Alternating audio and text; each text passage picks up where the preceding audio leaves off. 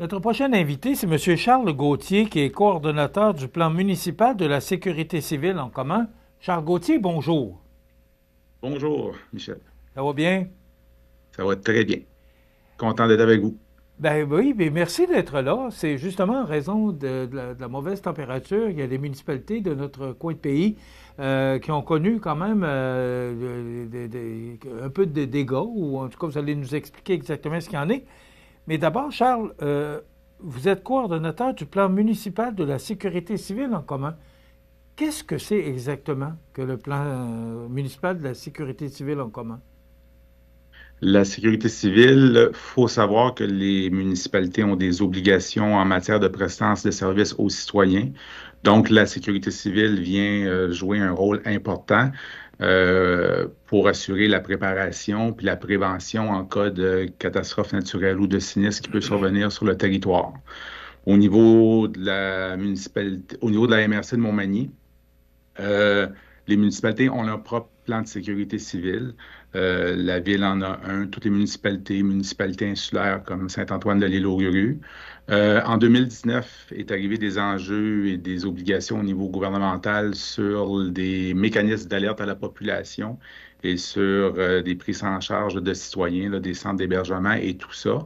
Et pour mener à bien la réponse à ces obligations-là, bien, certaines municipalités, essentiellement les municipalités rurales de la MRC, on a fait un choix ensemble de se mettre en commun pour coordonner et superviser la sécurité civile. Ce qui fait en sorte qu'aujourd'hui, sur notre territoire, les municipalités rurales qui se sont regroupées ensemble, donc j'aime toujours dire, là, c'est Montmagny, Cap-Saint-Ignace et l'Île-aux-Grues, on a un plan de sécurité civile, et les autres municipalités de notre territoire, on s'est regroupées sous l'égide du plan municipal de sécurité civile. On est venu rajouter le terme en commun. Donc, tout est chapeauté. On est un peu, si vous voulez, le filet ou la coordination qui supervise l'ensemble des activités qui se fait au milieu de chacune de ces municipalités-là quand survient un sinistre. Charles, on apprend que depuis le 18 juin, vous étiez en alerte issu de divers avis d'Environnement Canada. Et le 23 juin, bon, c'est même le spectacle à Québec là, de la fête de la Saint-Jean qui a dû être annulé en raison de la mauvaise température. Et nous, on a été concernés par certaines municipalités au sud, là, Notre-Dame-du-Rosaire, Sainte-Apolline, Saint-Paul, Sainte-Euphémie, Saint-Fabien. Quelle est, quelle est votre intervention? Bon, parce que vous êtes en alerte, mais quand il se passe des événements de ce genre-là dans notre région, c'est quoi votre intervention? L'intervention se fait, il faut savoir, comme vous avez mentionné, il y a toujours une veille qui se fait. Vous savez, il y a les alertes du Centre d'opération gouvernementale, les alertes d'Environnement Canada. Donc chaque organisation municipale est toujours en veille, est toujours attentive à ce type d'alerte-là qui pourrait en venir à un sinistre d'ordre naturel comme les tempêtes hivernales, comme les risques d'orage. Il y avait émission aussi potentiel de tornades à développer. Puis il y a également les incidents qui peuvent se produire sur le territoire. Un déraillement de train, un déversement majeur, une conflagration au centre d'un village. Fait qu'à partir de ce moment-là, lorsqu'on a assez d'informations pour croire qu'il pourrait se produire un événement qui pourrait venir compromettre la prestance de services aux citoyens, ben on devient, et le terme, c'est le mode alerte. Donc, dès mercredi le 18 juin, avec l'ensemble des indicateurs qu'il y avait, la canicule, les risques d'orage violents, il y a eu deux épisodes. Il y a eu jeudi, vendredi, puis il y a eu ce qu'on a connu le 23. Donc, la structure intermunicipale, chaque municipalité a une coordination avec le niveau régional. Ben, on se prépare à certaines choses. On a déjà des plans en préparation de fait. Exemple, dans le cas qu'on a présentement, les conditions climatiques, advenant qu'il y a des pannes de courant. Après 12 heures de panne prolongée, après 24 heures de panne prolongée, il y a des mesures qui sont faites par les municipalités pour s'assurer de la présence de services puis du bien-être de nos citoyens. Donc, dès le 18, on préparait ce plan-là. Si vous voulez, si j'imagine, on sort le petit cartable, puis on prépare les choses à faire si l'événement se produit. Donc, ce qui nous amène au lundi 23. Donc, autour de 21 heures, on a eu l'orage que tout le monde a vu et connu. Et puis à ce moment-là, ben effectivement, on a eu quelques appels 911 qui sont parvenus pour des arbres ou des fils sur des poteaux et des arbres cassés. Essentiellement, le bilan de l'opération à ce moment-là, pour nos municipalités. C'était un corridor de la route 283, si vous voulez, qui partait de Montmagny jusqu'au village de Notre-Dame-du-Rosaire. C'était vraiment linéaire où on a eu le plus de dommages, donc des arbres au sol, avec effet domino sur les pannes électriques.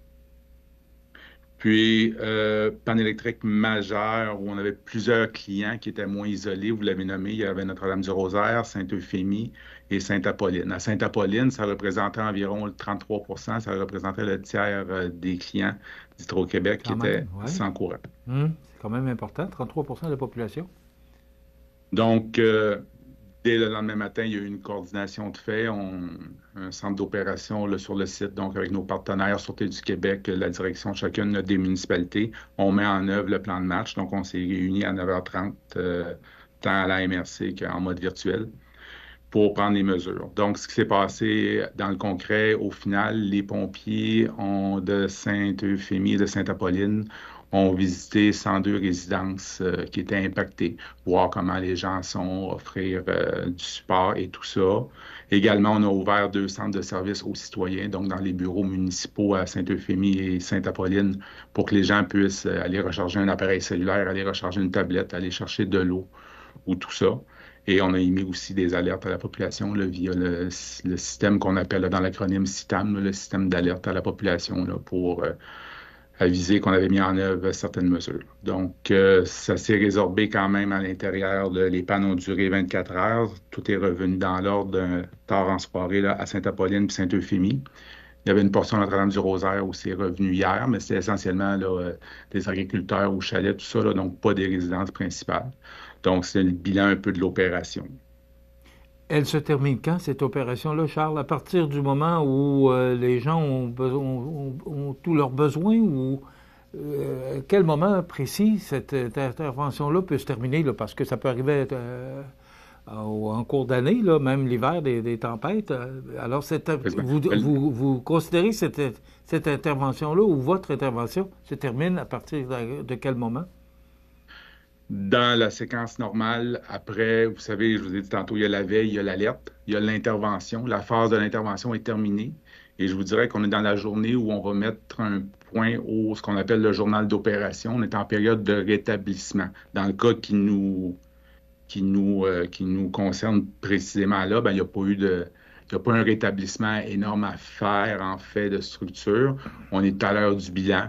On est à l'heure de la mission communication, donc les comptes rendus avec vous, nos partenaires, les médias, puis tout ça. Donc l'opération va se terminer, je vous dirais aujourd'hui, pour ce sinistre-là, si vous voulez. Mais tout au long donc il y a toujours 4 phases. On aurait des sinistres plus importants, il y aurait un rétablissement.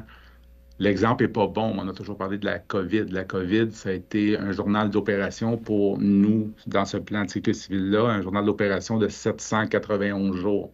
Fait que où il y a du rétablissement, on pourrait avoir un sinistre où on a une rupture d'eau potable ou des choses du genre. Fait que ça s'inscrit dans le rétablissement, le retour aux activités quotidiennes d'une municipalité, si vous voulez. À partir du moment où il y a un besoin, la population doit communiquer avec le 911 et c'est là, à partir de ce moment-là, que le coordonnateur du plan municipal de la sécurité civile en commun décide d'intervenir ou non. Exactement. Le principe étant, j'expliquais tout à l'heure, il peut y arriver 2 types de sinistres. Un qui va être de cause naturelle, donc là, ça va venir, on va mettre en branle ce plan-là en fonction du potentiel que le sinistre arrive. Et là, souvent, ça va venir de nos alertes gouvernementales ou d'Environnement Canada. Et là, on va se préparer à un éventuel sinistre. Et il y a l'inverse aussi, oui, des appels au 911 qui arrivent, je vous dirais un incendie majeur, un déversement. Ça va être un incident qui va se produire sur le territoire. Et là, ça va être, bon, les pompiers s'en vont sur une intervention X, Y, Z. Il va avoir un impact sur la population éventuelle. À ce moment-là, le coordonnateur municipal de la municipalité, souvent c'est la direction générale, va communiquer avec le coordonnateur intermunicipal. Il y a moi, en fait, substitut, il y a notre directrice générale et notre DGA qui sont aussi, parce qu'on n'est pas toujours là 24 heures par jour, 7 jours semaine. Donc, il y a toujours une liaison qui va se faire entre les deux afin d'évaluer la situation et voir est-ce qu'on met en œuvre les mesures. Ce qu'il faut garder à l'esprit, c'est la capacité d'intervenir pour nos citoyens. et aussi l'activité économique, la gouvernance municipale qui doit continuer. Un exemple, il y a quelques années, en 2019, on avait eu plusieurs inondations dans le coin de Sainte-Lucie, Lac-Frontière. Ben, au moment où j'ai tellement d'eau dans une rue ou si vous avez besoin, s'il y a un feu chez vous ou vous êtes malade, on ne peut pas se rendre pour vous secourir. Ben, à partir de là, je dois prendre des mesures pour assurer le même suivi et le maintien de service. C'est là que je vais tomber en type intervention au niveau du plan de sécurité civile. C'est bon de savoir qu'on est en sécurité grâce à des gens comme vous. Merci beaucoup, Charles Gauthier, d'avoir été avec nous. Ça me fait plaisir. Charles Gauthier, qui est coordonnateur du plan municipal de la sécurité civile en commun pour la MRC de Montmagny. Voilà, ça complète.